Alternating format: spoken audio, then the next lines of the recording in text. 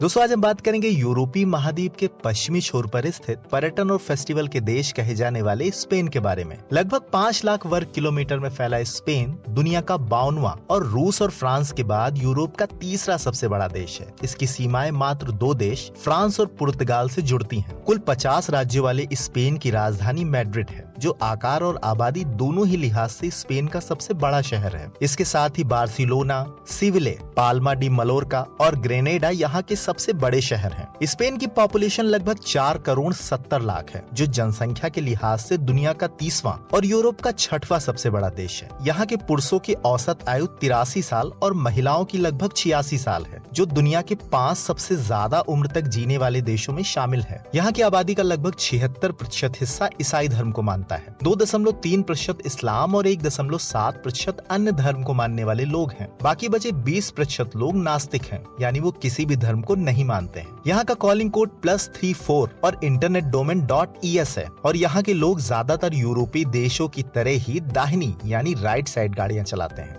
स्वागत है आपका, आप देख रहे हैं बागी फैक्ट्स। दोस्तों जहां भारत समेत दुनिया के ज्यादातर देशों में शादी की न्यूनतम उम्र लगभग 18 साल है, वहीं स्पेन यूरोप का एकमात्र ऐसा देश है जहां बच्चे अपनी मर्जी से 16 साल की उम्र में भी शादी कर सकते हैं। और तो और यहाँ आप माँ बाप की मर्जी से 16 नहीं बल्कि 14 साल की उम्र में ही शादी कर सकते हैं, जो पूरे यूरोप में शादी के लिए सबसे कम उम्र है। दोस्तों स्पेन की महिलाएं दुनिया में सबसे ज्यादा बिजनेस माइंडेड होती हैं। यहाँ कुल बिजनेस का लगभग 50% महिलाओं द्वारा चलाया जाता है, जो यूरोप ही नहीं बल्कि दुनिया में सबसे ज्यादा है। दोस्तों दुनिया के सबसे छोटे देश सेंट वेटिकन सिटी में स्थित सेंट पीटर बेसिलिका चर्च वर्तमान में दुनिया की सबसे बड़ी चर्च है। लगभग 15,000 वर्ग किलोमीटर में फैली और 150 मीटर ऊंची इस चर्च को देखने के लिए हर साल लाखों लोग वेटिकन सिटी आते हैं। लेकिन स्पेन के बार्सिलोना शहर में डेवलप की जा रही सगारदा फैमिलिया चर्च कुछ ही साल बाद इसका रिकॉर्ड तोड़ देगी। जी हाँ दोस्तों, लगभग 17,000 वर्ग किलोमीटर में फैली और 200 मीटर ऊंची यह चर्च 2026 में दुनिया की सबसे विशाल चर्च होगी। दोस्तों टीवी पर ये ऐड देखकर आप जरूर सोचते होंगे कि भाई अपने यहाँ तो 1 ग्राम असली केसर की कीमत लगभग 1,000 रुपए से भी ज्यादा है, तो क्या सच में कहीं के लोग बोरी बोरी भर केसर उड़ा सकते हैं? तो आपको बता दूं कि स्पेन केसर का दुनिया में सबसे बड़ा उत्पादक है। यहाँ हर साल 100 मीट्रिक टन से भी ज्यादा केसर का उत्पादन होता है। यही कारण है कि यहाँ केसर का दाम भारत से लगभग 10 गुना कम है। तो भारत में आप केसर उड़ाए न उड़ाए, स्पेन में जरूर उड़ा सकते हैं। इसके साथ ही स्पेन ऑलिव ऑयल यानी जैतून के तेल का भी दुनिया में सबसे बड़ा उत्पादक है। यहाँ हर साल लगभग 20 लाख मीट्रिक टन से भी ज्यादा जैतून तेल का उत्पादन किया जाता है। फिगारो नाम की जैतून तेल की यह कंपनी 1919 में बनी दुनिया की सबसे पुरानी जैतून तेल की कंपनी है, जो पिछले 100 सालों से दुनिया में सबसे ज्यादा बिकने वाले जैतून तेल का ब्रांड है। दोस्तों स्पेन में डिजास्टर कैफे नाम का दुनिया का सबसे अनोखा रेस्टोरेंट है, जहाँ खाना खाते समय 7.5 रिक्टर स्केल के भूकंप के झटके दिए जाते हैं, ताकि उन्हें असली भूकंप आने का एहसास हो सके। वैसे लोग यहाँ खाना खाने जाते हैं या झटके,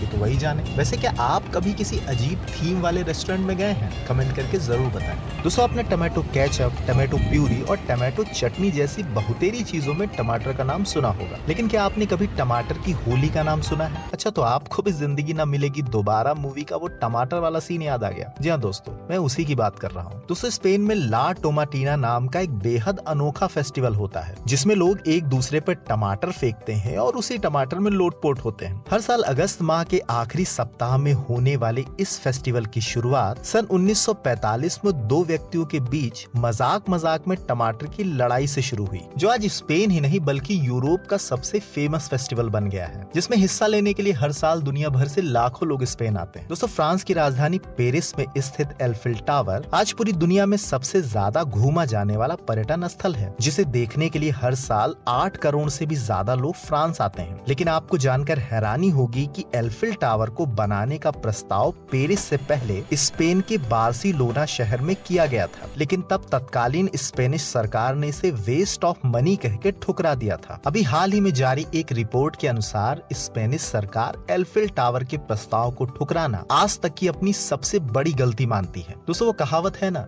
अब पछताए का हो जब चिड़िया चुग गई खेत। दोस्तों स्पेनिश लोग चित्रकारी के बेहद शौकीन होते हैं। यहाँ हर 10 में से 7 लोग आपको आर्टिस्ट मिलेंगे। यही कारण है कि आज स्पेन की ज्यादातर दीवारें अलग अलग तरह के खूबसूरत चित्रों से भरी पड़ी हैं, जो पूरे स्पेन को एक रंगीन और खूबसूरत लुक देती हैं। आपकी जानकारी के लिए बता दूं कि दुनिया के सबसे मशहूर चित्रकारों में शामिल पाब्लो पिकासो, सल्वाडोर डाली और डियागो ग्रेको जैसे चित्रकार स्पेन से ही हैं। तो आप सबने फिल्मों में समुद्र के किनारे बसने वाले इलाकों में एक टावर नुमा आकृति जरूर देखी होगी। असल में इसे लाइट हाउस कहा जाता है, जिसकी ऊपरी मंजिल पर जलने वाली लाइट रात को समुद्री जहाजों को रास्ता दिखाने और उन्हें चट्टानों से टकराने से बचाता है। आपको जानकर हैरानी होगी कि दुनिया का सबसे पुराना लाइट हाउस आज से लगभग 2000 साल पहले स्पेन में बनाया गया था। अपने शुरुआत के दौर में सैकड़ों दियों की रोशनी से चलने वाला यह लाइट हाउस आज बड़े बड़े हाइलोजन बल्बों के सहारे चलता है। 55 मीटर ऊंचा और 3 मंजिला यह लाइट हाउस पिछले 20 शताब्दी से अपना काम बखूबी कर रहा है, जिस कारण इसे यूनेस्को के वर्ल्ड हेरिटेज साइट में भी शामिल किया गया है। दोस्तों सन 1725 में स्पेन की राजधानी मैड्रिड में खुला बॉटिन रेस्टोरेंट दुनिया का सबसे पुराना रेस्टोरेंट है। पिछले 300 सालों से लगातार चलने वाले इस रेस्टोरेंट में आज भी ओवन की जगह मिट्टी के तंदूर और गैस की जगह लकड़ी का इस्तेमाल करके लजीज और स्वादिष्ट डिशेस बनाई जाती हैं, जिसका आनंद लेने के लिए दुनिया भर से लोग यहाँ आते हैं। दोस्तों किसी देश के डैम यानी बांध उस देश की सिंचाई व्यवस्था की रीढ़ होती है। इसी बात को आज से 2100 साल पहले स्पेनिश लोगों ने समझा और प्रोसेरपिना,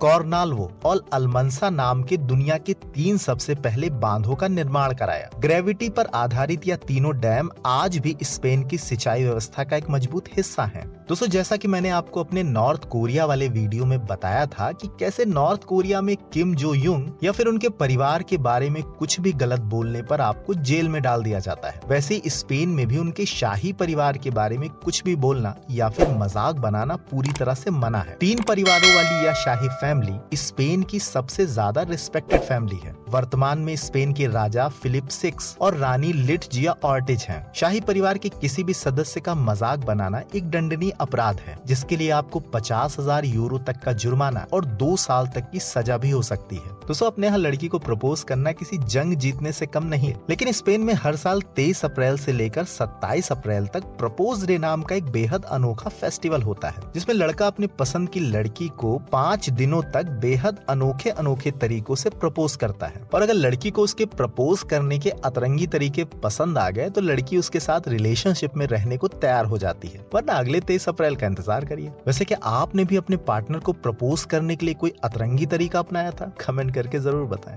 दोस्तों लगभग 1.5 ट्रिलियन डॉलर की पूंजी वाली स्पेन की इकोनॉमी दुनिया की 13वीं और यूरोप की 5वीं सबसे बड़ी अर्थव्यवस्था है। पर्यटन स्पेन की अर्थव्यवस्था में लगभग 20% का योगदान देता है, जो दुनिया के किसी भी देश के पर्यटन योगदान में सबसे ज्यादा है। यहाँ की मुद्रा यूरो है, जो भारतीय मुद्रा की तुलना में लगभग 86 गुना ज्यादा मजबूत है। दोस्तों स्पेन दुनिया का एकमात्र ऐसा देश है जहाँ लड़कियों का किसी भी सार्वजनिक स्थान पर पूरी तरह से नग्न होने पर भी उन पर कोई कार्रवाई नहीं की जा सकती, क्योंकि यहाँ के कानून में सार्वजनिक स्थानों पे नग्न होने पर किसी तरह की कोई सजा नहीं है। यहाँ के ज्यादातर बीचेस पर आपको लड़कियाँ पूरी तरह से नग्न होकर मौज मस्ती करती मिल जाएंगी। दुनिया भर से आए हजारों लोगों की भीड़ वाले स्पेनिश बीचेस पर भी ये स्पेनिश लड़कियाँ आपको पूरी तरह से नग्न होकर धूप सेकती मिल जाएंगी। इसी नग्नता के कारण विश्व पर्यटन एजेंसी ने स्पेन के 12 बीचेस को एडल्ट पर्यटन स्थलों की श्रेणी में डाल दिया है। वैसे आपकी राय में क्या स्पेन को सार्वजनिक स्थानों पर ऐसी नग्नता को रोकने के लिए कानून नहीं बनाना चाहिए?